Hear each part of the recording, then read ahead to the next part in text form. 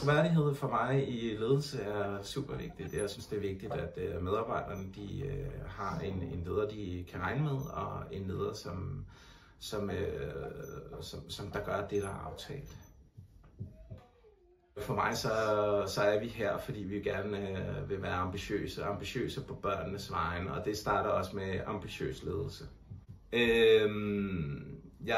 Jeg tror, det at være en ambitiøs arbejdsplads, det betyder noget i forhold til at fastholde sådan et fagligt højt niveau og tiltrække pædagoger og generelt medarbejdere, som der ønsker at være faglige.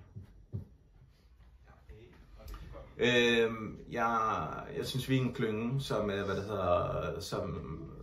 som der bedriver troværdig ledelse, og det skaber en tryghed på tværs af klyngen. Dertil så synes jeg, at vi som klynge er ambitiøse, og det ses i vores arbejde med børnene og i vores 3 arbejdsfællesskaber.